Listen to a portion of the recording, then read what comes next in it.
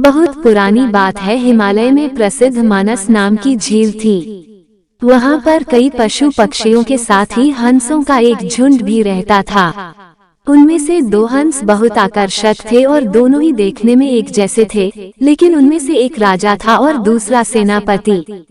राजा का नाम था धृतराष्ट्र और सेनापति का नाम सुमुखा था। झील का नजारा बादलों के बीच में स्वर्ग जैसा प्रतीत होता था।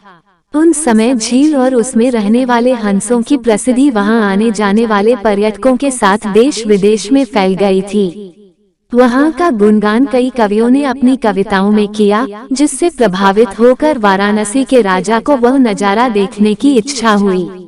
राजा ने अपने राज्य में बिल्कुल वैसे ही झील का निर्माण करवाया और वहां पर कई प्रकार के सुंदर और आकर्षक फुलाए के पौधों के साथ ही स्वादिष्ट फलों के पेड़ लगवाए।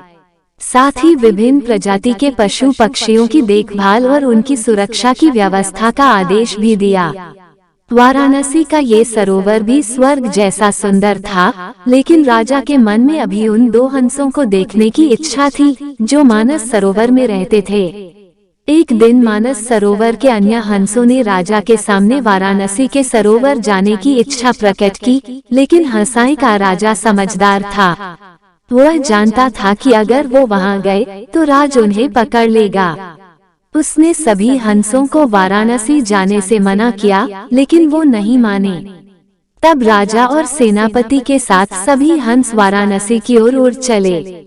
जैसे ही हंसों का झुंड उस झील में पहुंचा, तो अन्य हंसों को छोड़कर प्रसिद्ध 2 हंसों की शोभा देखते ही बनती थी। सोने की तरह चमकती उनकी चोंच, सोने की तरह ही नजर आते उनके पैर और बादलों से भी ज्यादा सफेद उनके पंख हर किसी को अपनी ओर आकर्षित कर रहे थे। हंसों के पहुंचने की खबर राजा को दी गई। उसने हंसों को पकड़ने की युक्ति सोची और एक रात जब सब सो गए, तो उन हंसों को पकड़ने के लिए जाल बिछाया गया। अगले दिन जब हंसों का राजा जागा और भ्रमण पर निकला, तो वह जाल में फंस गया।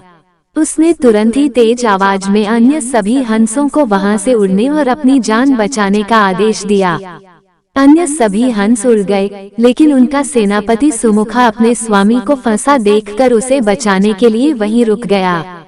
इस बीच हंस को पकड़ने के लिए सैनिक वहां आ गया। उसने देखा कि हंसों का राजा जाल में फंसा हुआ है और दूसरा राजा को बचाने के लिए वहां खड़ा हुआ है। हंस की स्वामी भक्ति देखकर सैनिक बहुत प्रभावित हुआ और उसने हंसों के राजा को छोड़ दिया। हंसों का राजा समझदार होने के साथ साथ दूरदर्शी भी था। उसने सोचा कि अगर राजा को पता चलेगा कि सैनिक ने उसे छोड़ दिया है, तो राजा इसे जरूर प्राणदंड देगा।